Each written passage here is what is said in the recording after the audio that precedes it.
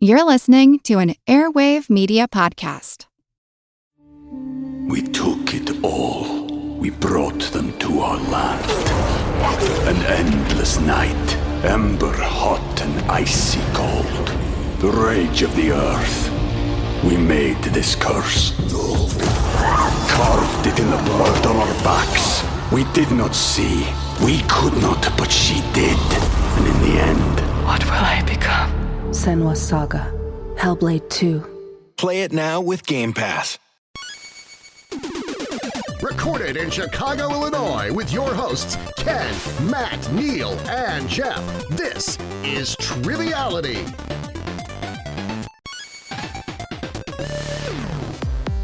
Hello and welcome to Triviality, the game where a lack of seriousness meets a little bit of knowledge. Everyone's in the studio today. How's everyone doing?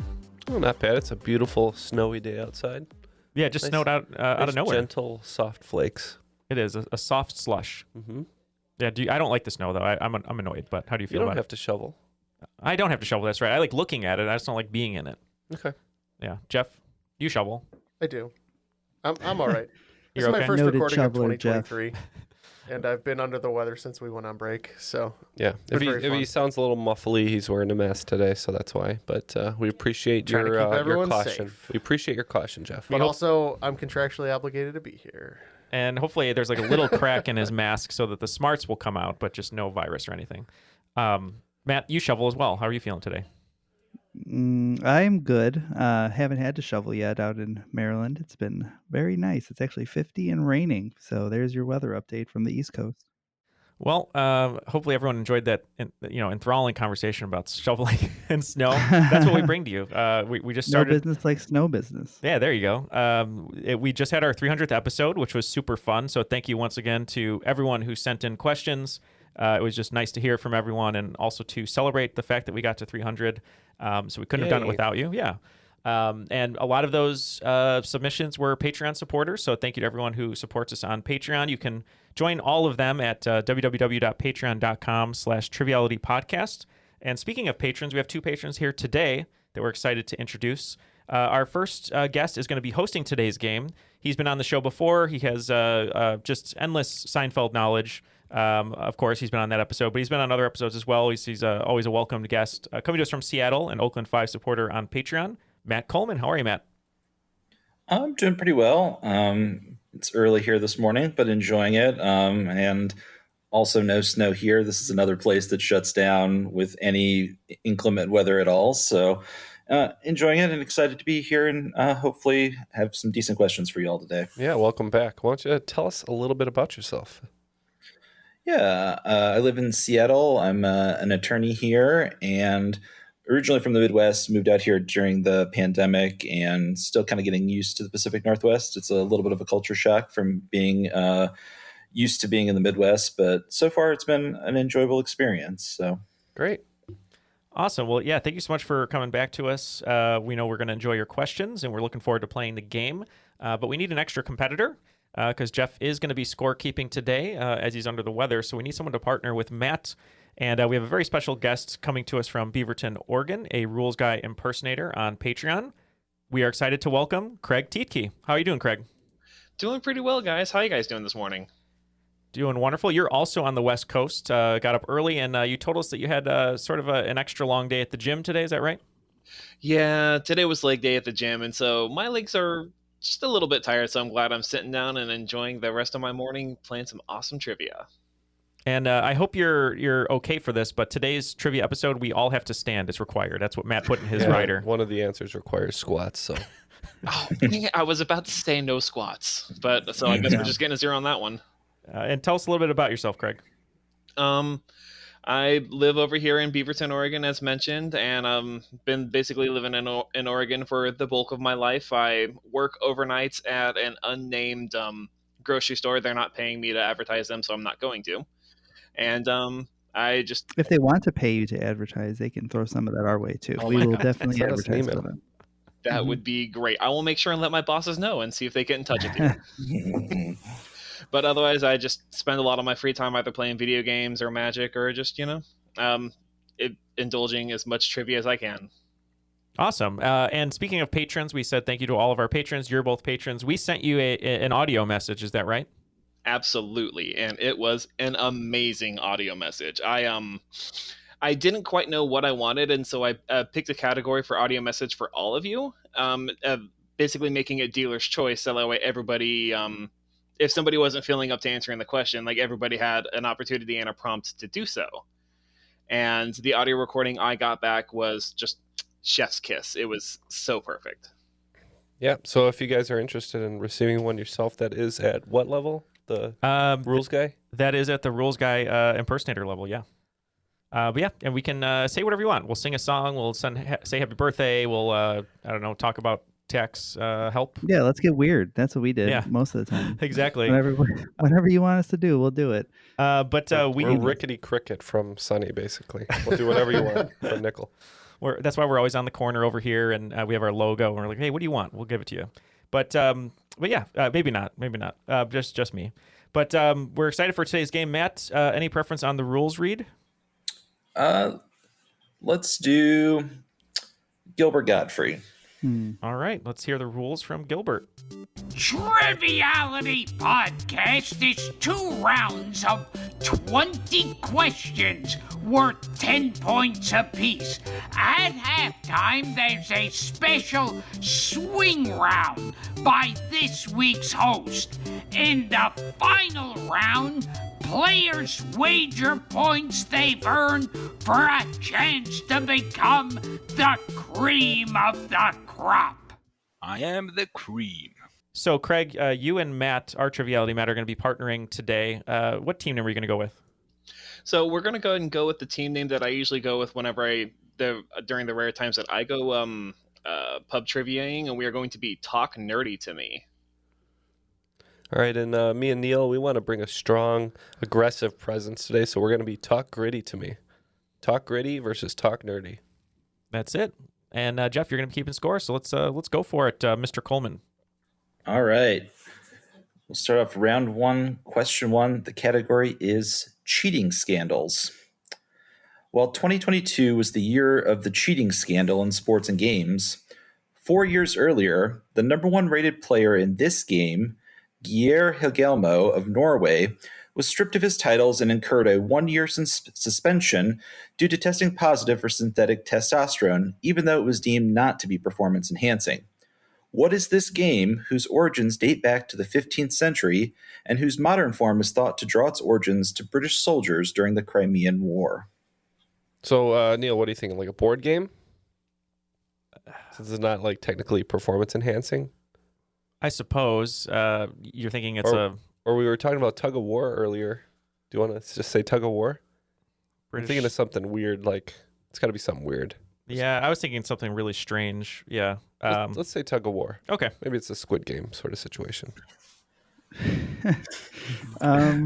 Thinking about tug of war, it's probably performance enhancers might actually help in that case. That's what I would guess. Craig, what are you thinking on this one? Like based on a 15th century game, and like more specifically on the British soldiers angle, I don't know how steroids would mix into it, but for whatever reason, my brain totally went board games, and I was like Stratego, but I was like, it didn't really like ring much of a bell because I'm just kind of like thinking like, why would steroids be involved, and how would that disqualify him, kind of thing. Mm-hmm. Yeah, I think it's something where they just have to take some kind of drug test. Stratego is interesting because I don't know anything about it. And I also don't have an answer to add to this. So I think we can lock in with that game, Stratego. And we once again said tug of war. All right. Unfortunately, neither team will be receiving points this round. Team Talk Nerdy to Me was on the right track in the board game angle. Jeff, it sounded like you might have had an in on this. Did you have a thought about what this might be? No, if it's board games, I think I'm out. I was going to guess dressage because I thought it was funny. Also a good answer. Probably the key in this question would have been the 1-year suspension. This is the card game Bridge. Like a suspension bridge. Got it. There you go. So that was yes, it was a big scandal. He is known as the bad boy of Bridge. This is not the first time he's been suspended. And let me tell you, calendars, I bet. The Wikipedia for bridge cheating scandals is longer than one might imagine, so it's a fun read. The Dennis Rodman of bridge. We're definitely talking nerdy over here. All right, let's go to the next one. All right, question 2 is in the category of box office bombs. 2 movies widely regarded as among the least profitable of all time, with losses in the red reported between $150 and $200 million, were both released by Disney in consecutive years in 2011 and 2012, and each shared what specific location as their setting. We're going to go ahead and lock in on this one. You guys are familiar with this answer. Craig, do you know this one? I don't know it cold. I'm just trying to think of Disney movies that came out in 2011 and 2012, and I'm coming up short. This is a movie that you wouldn't think of as a Disney. I'm pretty sure that it's John Carter of Mars. I think this is Mars. I don't know if it's Mars Attacks, My Favorite Martian, various other Mars movies. I don't know what it is, but I'm pretty sure that these are set on the red planet, and we'll lock in with Mars. Matt did say it was in the red. Yep, we also said Mars with John Carter, and we think, what was it? Mars Needs Moms? Yeah, maybe that one. Yikes. Yikes, indeed. Yes, Talk Gritty to Me did identify both of the films, Mars Needs Moms and John Carter, both of those films set on Mars. So congratulations, both teams receiving points on that question. John Carter, not the mom they were looking for, apparently. Not the movie anyone was looking for, unfortunately. But question number 3 in the category of famous phrase origins. What famous phrase originated from the amount of ammunition carried by World War II fighter pilots and not from a Bruce Willis film? Oh, I think I got this one. Let's lock in. Yeah, what would, if Bruce Willis was an action figure and you squeezed him, what would his catchphrase be? I assume it's just yippee-ki-yay, but I don't know. Yeah, that's what I would assume, you too. don't want to squeeze me there, man. Don't squeeze me. Yeah. Thinking, I can't even think of any other notable Bruce Willis, like The Sixth Sense. Yeah, but he didn't say I see dead people. That was the small child. Do you just want to go with yippee-ki-yay? Yeah, we might as well. It's his most notable one, so. Yeah, I don't know how it goes with ammunition, but we are locking in with that. So I believe the ammunition in question would be probably on like a chain of bullets. What would you call that? A magazine ribbon? Yeah. Like that? Yeah. So we believe that comes in 9-yard portions. So we said the whole 9 yards. Whole 9 yards. And that is correct. Yes, they carried 27 feet of ammunition, or 9 yards worth. The phrase that we were looking for was the whole 9 yards, the terrible 2000 Bruce Willis film. So, with a sequel. All right. Very formative for me as a child, though. Oh, I'm sure it was formative. And I know why, Ken. Question number 4 in the category of Olympics. 3 countries have won the men's Olympic gold medals in both men's basketball and soccer. 2 of those countries no longer exist. Name the only still existing country to have accomplished this feat for 10 points, and 5 bonus points if you can name both of the other 2 non-existing countries. I'm pretty sure that so I just watched the Redeem Team doc on Netflix, and it was about how the U.S. team got bad at basketball briefly in the mid-2000s. It was such a disgrace. They finished with the bronze. It was a disgrace to our country. In 2004, I believe Argentina beat Spain in the gold medal game, and Argentina would be a strong contender to win gold in soccer. So I think Argentina would be our main answer. For the bonuses, the Soviet Union won a ton of gold in the 70s with their giant, not performance enhanced basketball players. So I think that would be one of them. And then for the other one, I also know that Yugoslavia has won a gold medal, and they no longer exist. So what about the Soviet Union and Yugoslavia? Yeah, it's, I had written down USSR because it just seemed like a big powerhouse for as long as it was, and so I would assume that they had won gold medals in a lot of things. So I like that a lot. All right. For our main answer, we said Spain.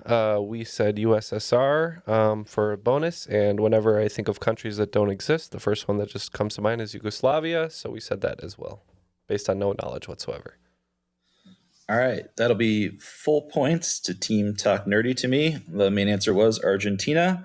And the two bonus answers are the Soviet Union and Yugoslavia. So Team Talk Gritty to Me will receive the bonus points. So 5 points to them and full 15 points for Talk Nerdy to Me.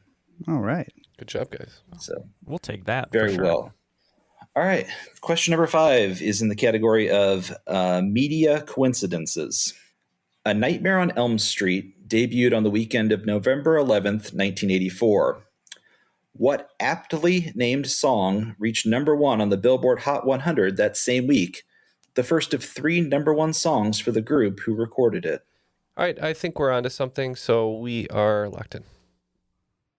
Okay, locked in. Big Friday the 13th fan, Craig? I unfortunately am not. I do enjoy me some scary movies every once in a while, but I typically shy away from it. Okay. Well, this is a movie about a man who haunts you in his dream, so I'm guessing we're looking at some sort of sleeping or dream type song. Mm-hmm. I think so. I'm thinking songs like that. So Dream On by Aerosmith, but they had multiple hits before then. Sweet Dreams by the Eurythmics, but I don't know what other number 1 hits they had. So for me, I'm thinking this is potentially Enter Sandman by Metallica. Ooh, I like that. I like that a lot. Let's go with that. Yeah. Okay. Good thinking, Team Nerdy. We were on the same wavelength. We thought it might be Right Said Fred, but we instead went with Sweet Dreams. All right. Unfortunately, no points on this one. Craig, you should have spent a little bit more time on Whamapedia. The correct answer was Wake Me Up. Wake Me Up before you go. So after 5 questions, scores are tied, 25 points apiece. So, all right. Question number 6 in the category of famous wingmen. During his career, John Glenn doubled as both an astronaut and a U.S. senator, and few people were more famous than he was during his lifetime. One person who may have been, however, served alongside Glenn during the Korean War while taking a break in his own Hall of Fame career. Name the splendid wingman who flew more than a dozen combat missions alongside Glenn during the Korean War. I do know this one. If you Okay, can lock in. I could definitely stop thinking about it and be like, all right, hold on. Who do I know? Yeah. All right, so they're in. What sport are we thinking? I'm assuming it's usually it was baseball players. Oh, I locked in, so it's a sports guy? Is that what you're saying? No, he said Hall of Fame. They said Hall of Fame. Okay. So this is the Rock and Roll Hall of Fame. The Toy Hall of Fame. When I think of athletes who were in the military, I mean, you got Ted Williams. I don't think Mickey Mantle was. Lou Gehrig. Splendid Ted. Or what's his name? Joe DiMaggio, I think. Was that his name? Wasn't Splendid though. His nickname. I don't know. Just let's just pick one. I think Ted Williams was too early, but let's just say Ted Williams. It's not Splendid Ted, but it is the Splendid Splinter, Ted Williams. Matt is correct. That is Ted Williams. He did fly alongside John Glenn in the Korean War. He also flew in World War II as well. So, wow. Good luck, Neil. I just happened to see Ted Williams on David Letterman talking about that, like an old interview, because I was looking up Ted Williams interviews the other day. All right. Well, why was I left off of this email chain? all right. Question number 7 is in the category of literary movies. This best-selling author shifted careers when he was hired to adapt his novels into screenplays, the first 2 of which netted him Oscar wins for Best Adapted Screenplay. After the second win, he decided to purchase a book on screenwriting, since he had never been trained on how to do so, only to discover that the first chapter of the book instructed the reader to read the screenplay for his first film as it was, quote, the model for a screenplay. Who is this author? And I just read this on the internet, so take that, y'all. So we're locked in. Oh, boy. Heard this before. And I'm trying to pull it. Do you happen to know An author who became a screenwriter. Yeah. Is this this isn't like a Tom Clancy or a I think it was earlier than that. Like it almost it pulled me like either in like a Spielberg direction or maybe even like but I don't know if he was an author first. Yeah. I have no idea. Not like Coppola or he write books? Could he be an author? Like I could probably sit here all day and attempt to pull it, but not really get close. So I'd say if you're cool with it, we'll just lock in with Spielberg and pray. You got it. Spielberg and a prayer. All right, you guys did mention Coppola. This is the person who I believe co-wrote it with him or wrote the original screenplay. It was Puzo who wrote The Godfather. And that is correct. Yes, Mario Puzo is the correct answer. Wrote The Godfather, didn't know how to write screenplays, but was apparently pretty good at it as he won 2 Oscars for his first 2 attempts. So not too bad. It's a great story. I've never heard that before. That they told him the book said read Godfather 1. It's really funny. All right. Question number 8 is in the category of highs and lows. In 1984, Catherine Sullivan became the first American woman to conduct a spacewalk. In 2020, she made history again by becoming the first woman to go to what specific location, about as far away from the first achievement as she could have gone without leaving the planet. Oh, you're locked in. So, the spacewalk very high up. I'm guessing this is someplace very low. Is the Marianas Trench, is that too low? Have people been there? That's what I was debating on too, because that's where my mind went when it came to the opposite of the high place would be the low place. I just I know they sent unmanned subs down there, but I don't know if anybody's actually traveled down there personally. Yeah. And I wouldn't want to send an old lady if she was the first one. That seems dangerous. Maybe just a little bit. Yeah. So what a delightful array of algae. Yeah. She's British too? What was that? No, she's just so old that she still has that British inflection. Oh, that's true. She was looking for the tea at the bottom of the harbor. I don't know. We can lock in with, I guess, Marianas Trench. Yeah, I mean, that's as good a guess as any. We had the same sort of notion. We went with Challenger Deep, though. I hope we're right because we thought of Marianas Trench too. One team is receiving points on this question. The answer is Challenger Deep. Challenger Deep being the deepest point in the Marianas Trench. So favorite locality. Right. I feel like Jimmy Cameron's been down there now. I'm sure he has. More people have been on the moon than down there. So tells you how. Do you think sketchy after it the is. success of Avatar 1, he was like, "Damn it! I should have made it in the water." All right. Question number 9 is in the category of science. Frenetic random activity periods is the scientific term better known colloquially as what? All right. We have a rather simple answer to this challenging question. We'll see what happens. Well, science definitely not my thing, so I'm hoping that it is your thing, Craig. My mind maybe travels small to like cellular movement or even like something along those lines of how they map how certain things travel. But I like it's definitely some sort of travel. Whether or not it's big or small is the question. Yeah. Oh gosh.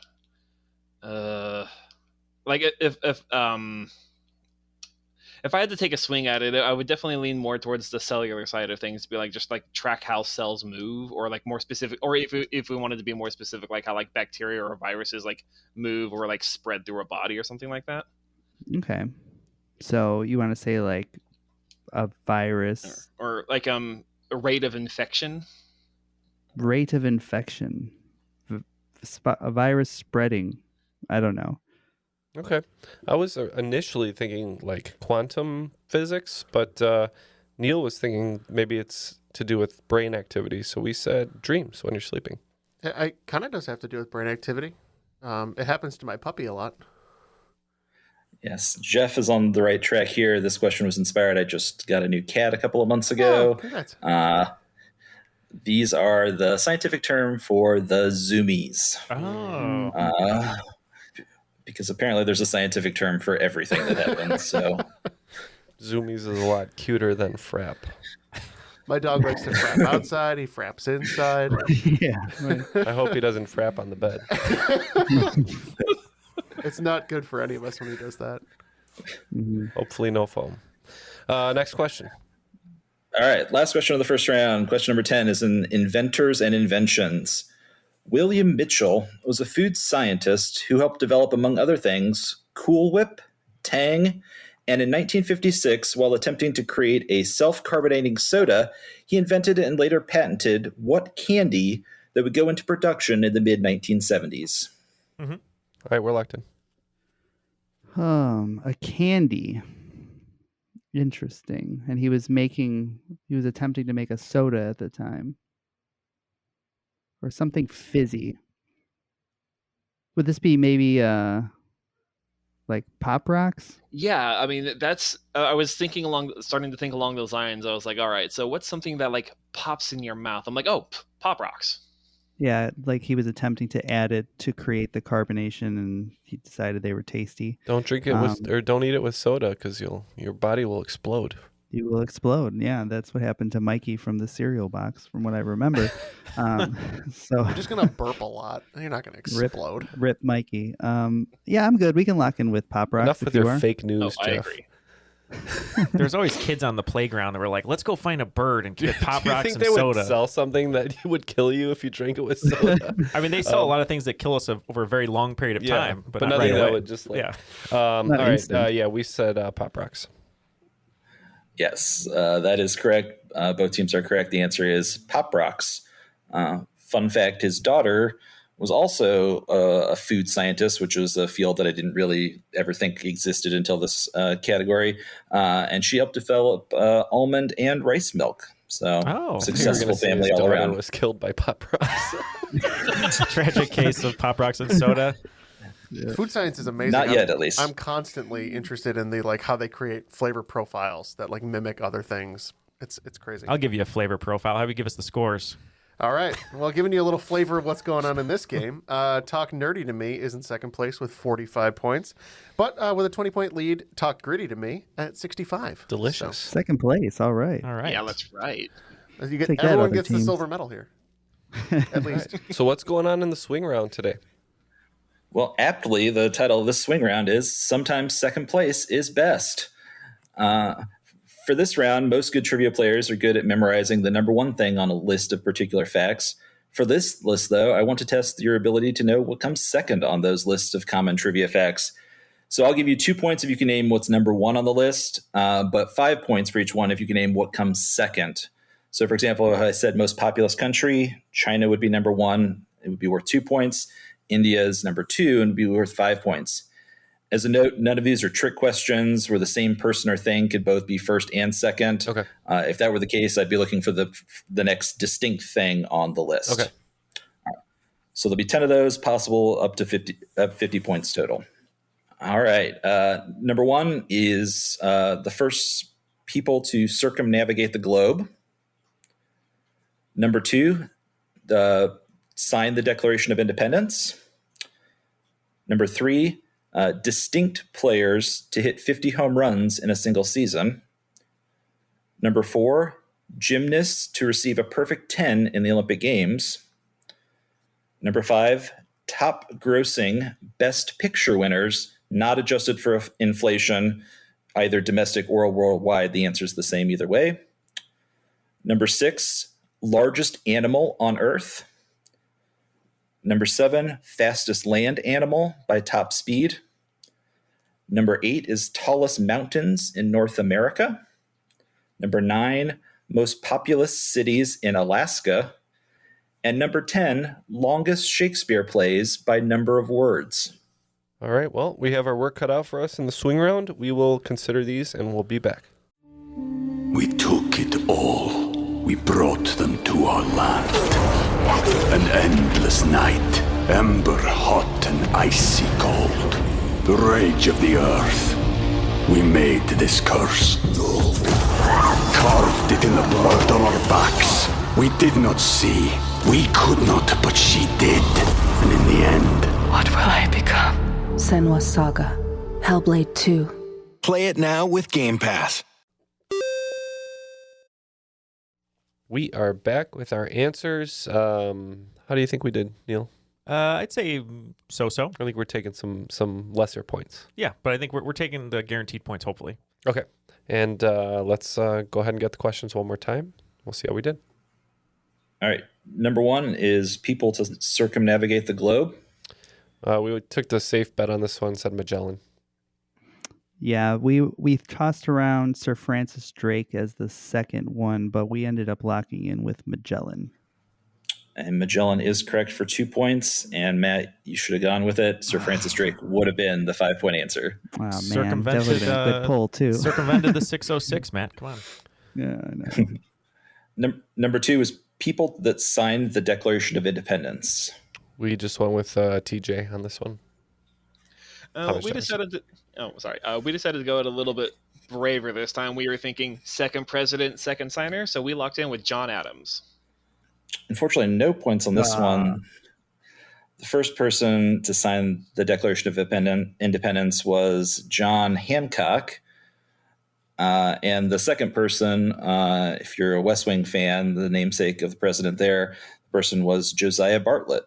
Wow. So, no idea there. Yeah, that one was tough. All right. Number 3 was the first distinct player to hit 50 home runs in a single season. We just went with Babe Ruth. I was pretty sure Babe Ruth was number 1, but we locked in with hopefully number 2. We said Mickey Mantle. And Babe Ruth was the first person to do it for 2 points. He was also the second, third, and I think fourth person to do it. But the next distinct person to do it was unfortunately not Mickey Mantle. It was Chicago Cubs legend, actually Hack Wilson was the next person to do it in the early 1930s. So 2 points there. Never heard of that name before. Oh, he has the record for RBIs in a season. That is correct. All right. Number 4 was gymnast to receive a perfect 10 in the Olympics. I think we did the safe bet on this one, said Komanichi. We had no idea, and we just said an older gymnast and said Mary Lou Retton.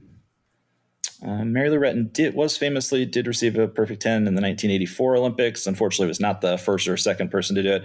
The first was Nadia Comaneci, so 2 points there. The second person actually did it in the same Olympics, like the next event. It had never been done, and then it was done twice in consecutive events, and that was Nellie Kim, which is a tough name, but one that's good to know. So, number 5 was top grossing Best Picture winners. Yeah, this one, we thought if it was adjusted for inflation, it would be Gone with the Wind and Sound of Music, but Matt said not adjusted, so we figured it had to be something modern. So instead of going with Titanic, which we thought was number 1, we said Return of the King, Lord of the Rings, for number 2. And for this one as well, we were tossing around a bunch of movies trying to think of which one won Best Picture and which one would have brought in a lot of money, and we also went with Lord of the Rings, Return of the King. And 5 points to both teams on this one. And Neil was correct. Titanic was the number 1 answer. But yes, Return of the King is number 2 on both. Number 6 is the largest animal on Earth. We went with the sperm whale. Yeah, we were pretty sure the blue whale's the biggest, and we were hoping that the sperm whale's number 2. Both teams went for it on this one. Unfortunately, both teams were incorrect. The blue whale is the largest animal. And the second one is another type of whale, but it's the fin whale. It's the second largest animal. So no points on that one. Number 7 is the fastest land animal. We were tossing around some options for number 2, like ostrich, but we weren't confident enough, so we just stuck with cheetah. Yeah, and we decided to go for the gold and did lock in with ostrich as thinking that it was the second fastest land animal. And cheetah is the fastest land animal, so that's correct for 2 points. Unfortunately, ostrich, while very quick, is not the second fastest. That would be the pronghorn antelope, which is actually the fastest animal over long distance. It's almost as fast as a cheetah, and it can do it for much longer speeds, so they're pretty terrifying when you see them run. So it's the sting of land animals. They can keep it up for a long, long time. Actually, the best distance runners are humans. Oh, not me. No, but some of us, not us. Not when a cheetah's running next to us. it, I'm assuming, though, probably. No, and especially not after leg day. So Number 8 is the tallest mountain in North America. We did the safe play and said Denali. We went with Mount Shasta in California. The tallest mountain in North America is Mount Denali. Unfortunately, the second tallest mountain in North America is Canadian, and it's the most Canadian name you can think of, and that's Mount Logan. Always remember that. Wolverine is Canadian. Oh, good way to remember that, yeah. Is it a good way to remember that? I'll remember Mount Logan. Okay. Bub. It's the way that I knew Neal would remember it. So, number 9 are the most populous cities in Alaska. Yeah, we had trouble with this one. We just said Juneau, even though I think the population's pretty low. And for this one, we're kind of spitting around ideas of Alaskan cities, the ones that we thought had big populations, and we eventually settled on Fairbanks. All right. The most populous city in Alaska is Anchorage. And the second largest city in Alaska by population is Fairbanks. So 5 points there. Good poll. I knew it was a real city. Well, actually, I wasn't sure, but glad we locked in. And number 10, longest Shakespeare plays by number of words. Yeah, this one, my favorite, I know with a bullet, is number 1, Hamlet. I know that one's the longest. And then I was between Henry V and Richard III for the second longest. I know Richard III is really long, and I refuse to read it. It sounds boring to me, so we locked in with Richard III. Wow, we also locked in with Richard III. And Neal was correct on both points. Hamlet is number 1 with a bullet, and the second longest is Richard III. So 5 points to both teams. All right, and after that swing round, no lead changes, but both teams getting some points. 17 to Talk Nerdy to Me, bringing their score up to 62 points. And with the lead still with 85, you've got Talk Gritty. All right. We'll start off round 2. Question 1 in fictional businesses. Melville's Fine Seafood is a fictional restaurant located above which more well-known titular fictional establishment? We can lock in. Oh, boy. So it's a titular establishment. So my first thought is Cheers. Can you think of anything else that it could be? Nothing is coming to mind. Cheers is probably the best bet right there. Yeah, I don't remember too much about Melville's, but maybe they called down for some lobster from time to time, and it's on the East Coast, so that would make sense. So we can lock in with Cheers. We agree. Melville's is above Cheers. And it is. That's points to everybody. So good job on that one. It is the location above Cheers. It's not featured often, but occasionally they will reference the restaurant above, and there's a sign in the background for it. So, all right. Question number 2. The category is presidential math. In addition to being a lawyer and former general, this president was an adept mathematician who had a notable proof on the Pythagorean theorem published 4 years before he became, to date, the only sitting member of the House of Representatives elected president. Who is he? All right. So, how's your presidents?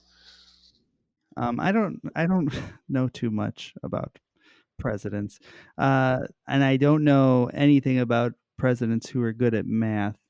I'm guessing if they had a proof of the it's probably an older president, right? I would guess. I would think so. Yes. I'm just trying to think of any sort of like older president that would have also been like a general, as well as like other things. Jackson, but I don't know if he was doing a lot of math. Doesn't seem like a math kind of guy. Because unfortunately the only name that came to mind was a more like not as old as that was like Eisenhower, but like I don't know if he had like done math related things or even been in the House of Reps beforehand, but like. All right, so it seems like we don't know anything related to this question. You said Eisenhower. Yeah. That seems good enough for me because I don't think we're going to get it, and we need to make a guess. So that is true. Let's just go and lock in with Eisenhower then. We like Ike. Yeah, Eisenhower does strike me as an academic / general. I wasn't sure about the House of Reps thing, but we said Eisenhower. Eisenhower's a very good guess. Unfortunately, this one was a little bit older. I hope the general maybe would lead you to at least around one of the major wars. This one would have been during the American Civil War. This was right after that. This was James Garfield, actually. Oh, I didn't know he was a general. All right. Question number 3 is in the category of band origins. The Eagles formed in 1971 as a backing band for which 11-time Grammy Award-winning artist who hit number 1 on the Billboard chart with her version of the song You're Not So Good. All right. We discussed a couple different genres of artists, and we were leaning a certain way, so we're going to lock in. Well, 70s pop and rock music is not my forte at all. More of Jeff's forte. Yeah, He's not playing today. Yeah. Agreed and same. And I was just kind of like dueling down some names of like potentials, but I don't know exactly who sang the song "You're Not So Good," which It sounds like a sassy country tune. Yeah, like I wrote down Patsy Cline. Patsy Cline's a good guess. I was thinking potentially Dolly Parton. Ooh, that's another really good guess. Which one do you want to go with? I like Dolly. Let's go with Dolly Parton. Okay. Can't go wrong with Dolly. We're locking it in. We had a similar conversation. Initially, Ken said Aretha Franklin, which I thought was a great guess. I couldn't see the Eagles possibly being her backing band that much. I was leaning towards country. So we wrote down Tammy Wynette, Loretta Lynn, but Matt didn't say that the Grammys all came before they were the Eagles. So over an extended period of time, I feel like Dolly Parton has won just a ton. So we locked in with Dolly Parton. And I wish the answer was Dolly Parton, because the answer should always be Dolly Parton. Unfortunately, no points on this one. The correct answer is actually Linda Ronstadt. Deep cut, but yeah, 11-time Grammy winner. But yeah, I read about their founding. There's also a pretty interesting documentary. We talked about the Redeem Team earlier. There's a pretty interesting one about the formation of the Eagles that goes into that as well. That's on Netflix. Can't remember the name of it, but also worth checking out. All right. Question number 4 is in literature. Paul Clifford is an otherwise unremarkable British novel published in 1830. However, it also inspired a literary trope with what 7-word opening line? I mean, it's 7 words. Yeah. We can't get better than that. No. All right, we're locked in. So thinking of opening line tropes, something like you might be wondering how I got here, or to begin, we start at the ending, or yeah, it's like the one that came to mind is one that I know wasn't penned in this book. Like it was A Dark and Stormy Night. That was Mary Shelley. But I like It Was a Dark and Stormy Night. I think that is potentially correct. So okay, let's lock that in then. That's a great answer. We're going with a different 7-word combination. We said there once was a man from Nantucket. So it's a man from Nantucket? I take it by your laughter. It's not correct. Again, I wish it was, but no, congratulations, Craig. You stumbled onto it. It was A Dark and Stormy Night, and that's where that phrase comes from. A novel nobody's ever heard of, but inspired a lot of other works that followed it. So good job on that one. All right. Question number 5 is in the category of obligatory pro wrestling question. Starrcade served as the NWA, later WCW's premier annual event, their equivalent of WrestleMania, beginning in 1983. Ric Flair was in the main event of every single one of the first 8 Starrcade events. For 5 points each, name any two of the wrestlers who squared off against Flair in any of those main events. All right, we're locked in with some guesses and a lot of face paint. Okay. Oh, I don't know if it's the face paint. I think that's later. Well, I don't know. Craig, how entrenched are you in WCW and NWA folklore?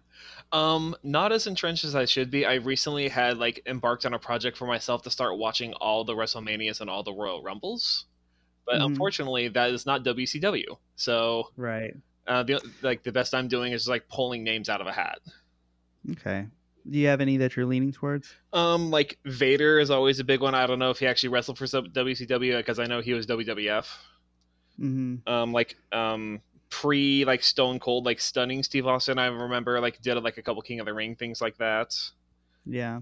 I'm pretty sure that Neil's favorite wrestler, a man named Sting, is one of them. I'm pretty sure that Sting is on there. And then I also think that he wrestled Lex Luger a ton in the 80s. So I think that if you're cool, we can lock in with Sting and Lex Luger. Absolutely.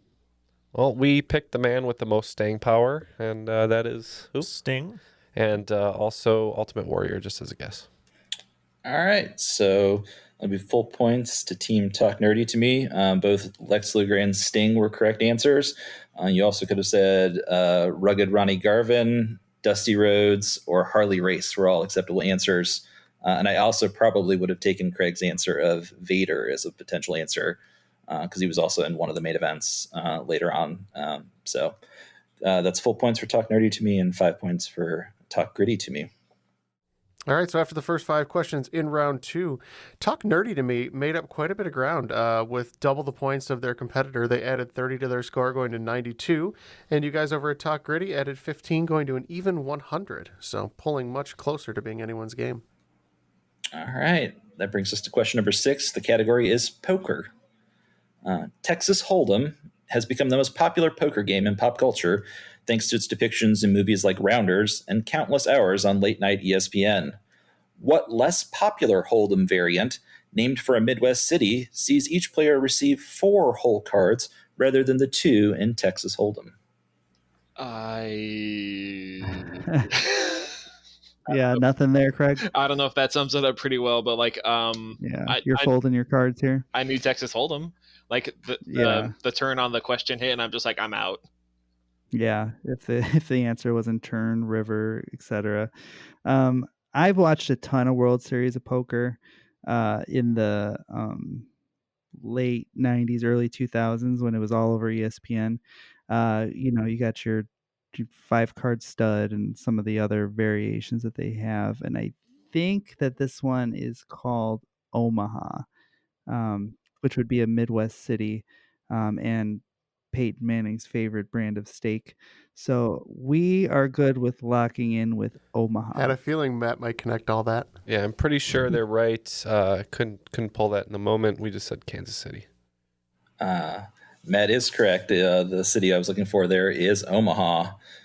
And I did have a Peyton Manning reference in this originally and then decided to take it out because I thought it might be too easy. But yes, the correct answer is Omaha. That would have made it much easier, yes. With that, you guys take the lead, not to put the pressure on. Thanks, Jeff. All right. Question number 7 is in the category of the Supreme Court. The 1989 Supreme Court case of Texas versus Johnson held that what hot button and controversial action was protected speech under the First Amendment?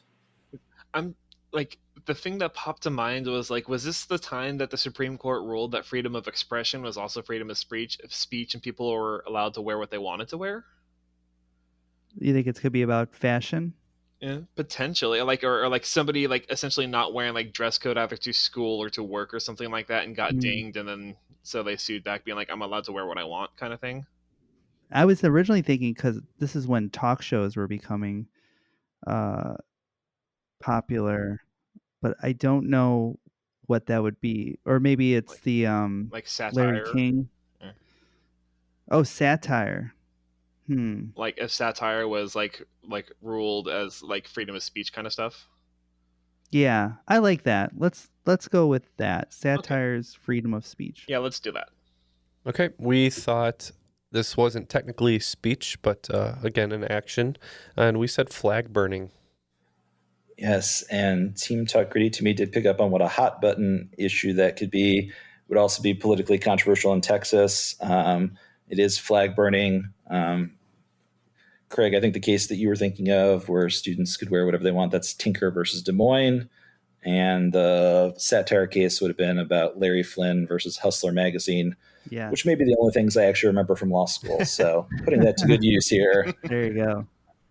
But yes, 10 points to Team Talk Gritty to me. All right. Question number 8 will be before and after. It's a before and after style question. You'll just combine the two into one answer. So I'm looking for the musical artist who has the best-selling album of the 21st century. combined with a CBS procedural starring Johnny Lee Miller and Lucy Liu. Oh my. I don't know if my pain face has been coming through, but like, oh my gosh. I don't watch much TV. Oh, well, the show is one of 700 Sherlock Holmes TV shows that came out at the time, and it's Elementary. Okay. The artist, Like it's Pharrell. not Elementary Rihanna. It's not Elementary Reba McEntire. Well, is it the show first or is it the artist first? I think the artist is first. Elementary BTS. But it's Pharrell Elementary. Draco Elementary. No, I think. Is it Adele Elementary? I mean, that would make sense. that right? Like it flows. Did Adele? Is there that many out? I guess. I don't know. That's the only thing that works. So yeah, we're gonna lock in with Adelementary. Let's do it. Y'all forgetting about 21 up in here. We thought we were rolling in the deep, but yeah. Thankfully, Ken asked for a repeat because I remember Adele beat NSYNC's "No Strings Attached," and I just remembered that, and so that helped. So we said Adelementary as well. Yes, after a little bit of struggle, both teams did get to the correct answer. It is Adelementary. So yeah, 21 sold over like teams. 30 million copies. Okay. Yes, it sold 31 million copies, best-selling album of the 21st century. So maybe I should listen to it. What's the next question?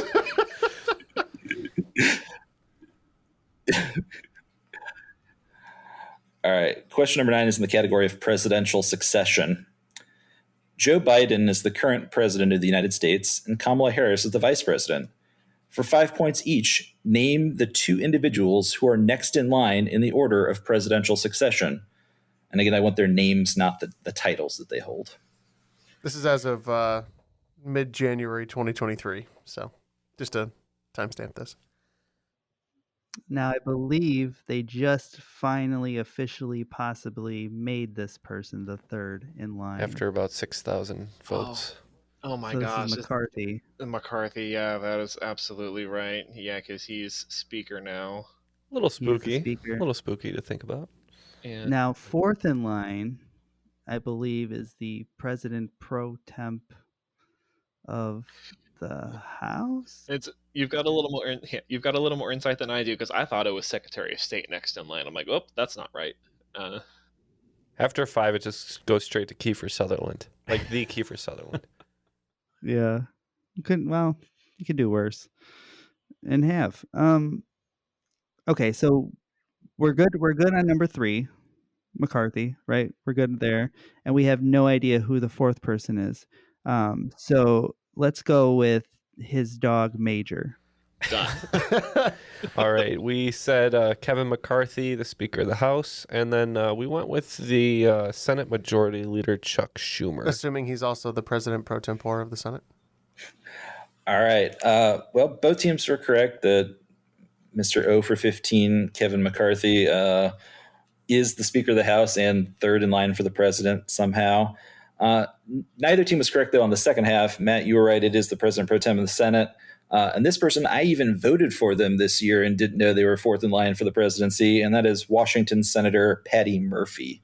Oh. So Mayor Pete's like, he's in the teens, probably, or 20s. Oh, good for him. Right below Kiefer Sutherland, where he should be. So, all right. Last question of the second round is in the category of animated characters. The 1940 Disney movie Fantasia was created to boost the popularity of the then little-known Mickey Mouse. One of its most iconic scenes involves Mickey as the sorcerer's apprentice. What anadrome is the name of the sorcerer in the film? It's some kind of palindrome-ish type thing, right? So I believe so. Oh, like wouldn't it be like? Would it be like Disney backwards? What would that be? Yensid. Yensid. That seems like a name. Yeah. It's not a name. I mean, it's the best thing I'm kind of coming up with off the fly because I just don't know this one cold. Okay. We're going to lock in with Yensid. Yep, it's Yensid. Craig stumbled onto what an anadrome is. It is a word that's spelled backwards to make another word. This is Disney spelled backwards. It's Yen Sid, also a popular character in the Kingdom Hearts games recently. So you guys are like sorcerers over there pulling these answers out of your ass. That's for sure. All right, so that'll end the second round.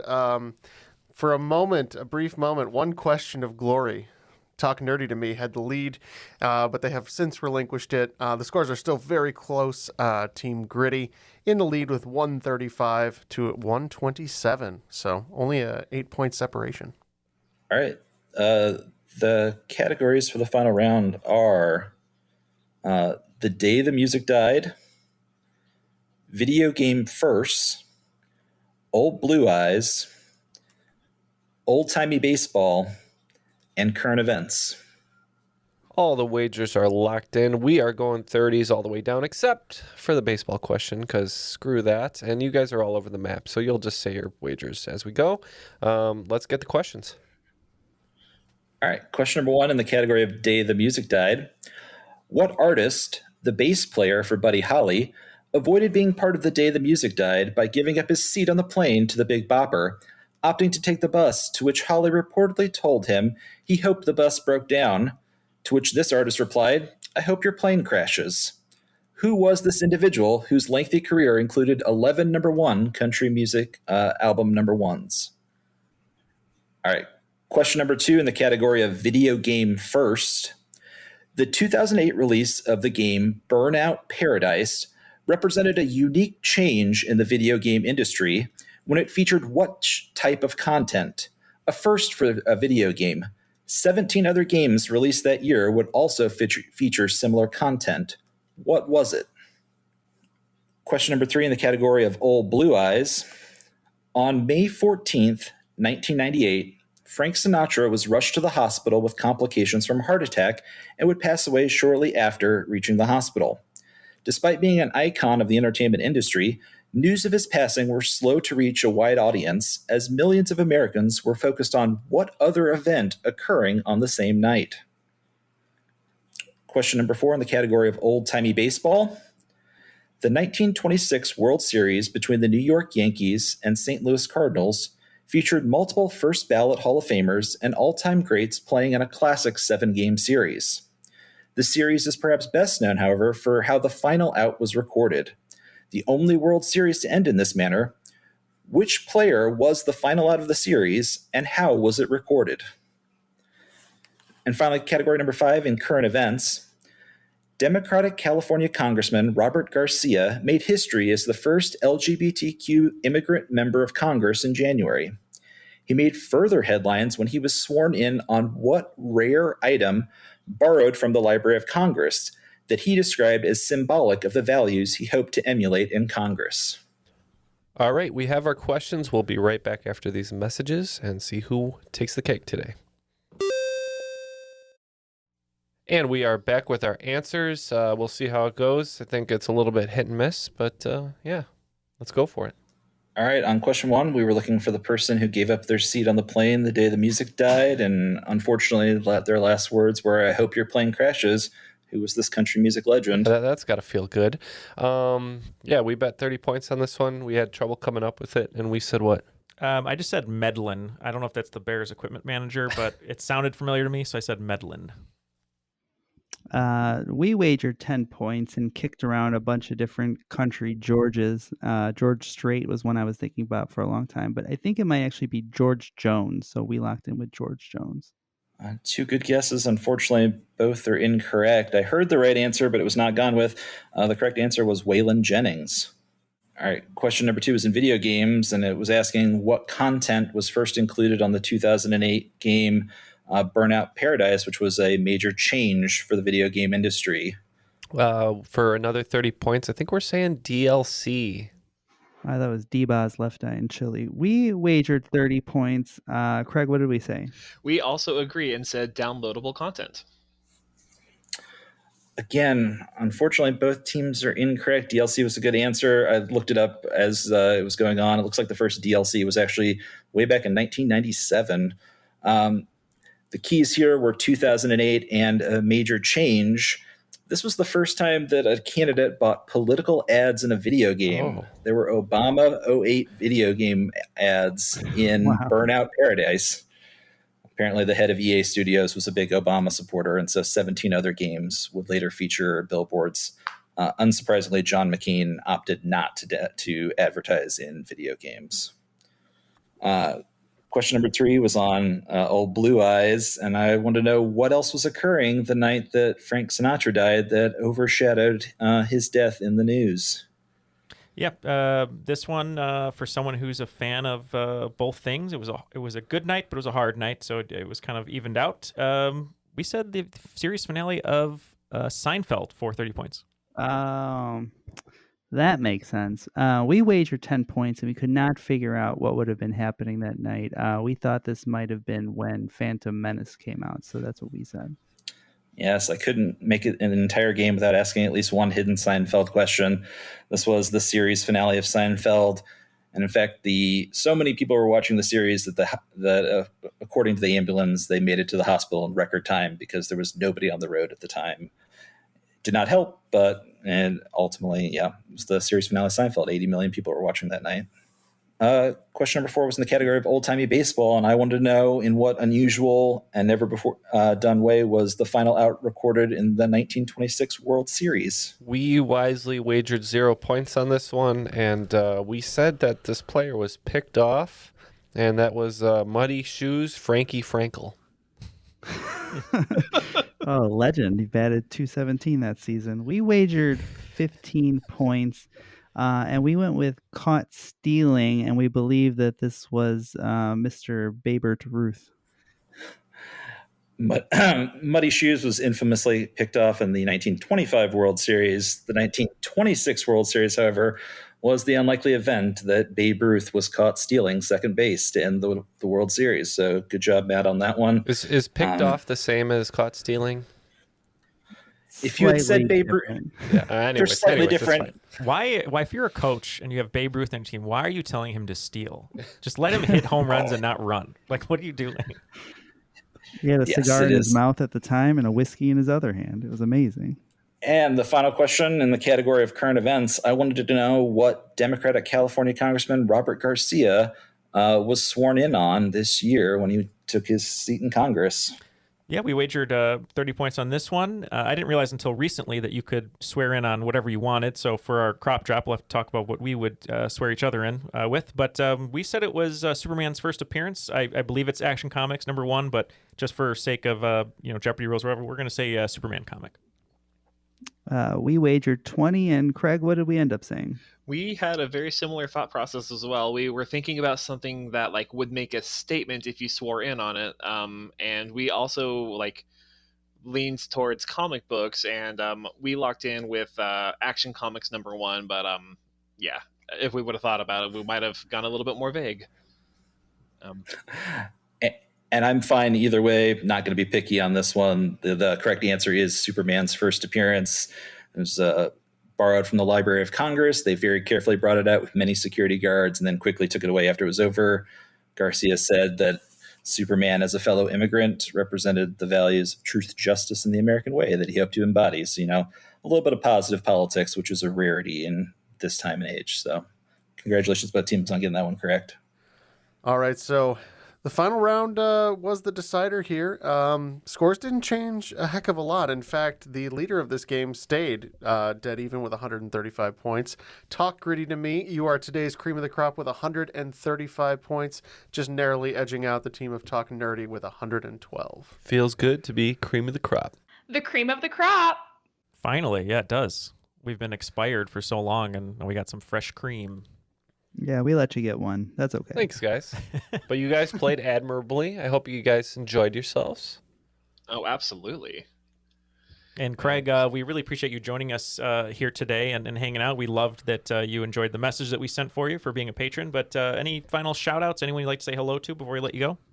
I just want to go ahead and shout out my amazing and lovely partner who has always been by my side, Lauren. I love you. You're the best. And I also want to go and shout out my D&D group who will hopefully listen to this. That I always enjoy our hangouts, and I just hope you had a good fun and like what you heard.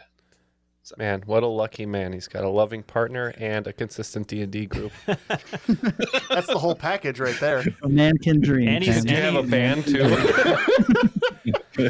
And he's got strong legs, as we've learned too. Yep. Matt, thank you so much for joining us again. We always love having you on the show. Great questions as always. We knew there'd be some Seinfeld in there, and we didn't realize it'd be till the end, but we're glad that we figured out that clue. But any shout outs from you or anything else you'd like to say? Just thanks for having me. I was glad you were able to find the hidden Seinfeld question. I think it ended up being really the deciding factor in the game. So there had to be one in there. Always enjoy being on, always enjoy listening. So just happy to be here and look forward to hopefully being back again in the future. All right. Well, thank you so much to both of our guests. And as we've said before, we are proud to be on the Airwave Media Network, which you can find at airwavemedia.com or on all of your favorite podcast apps.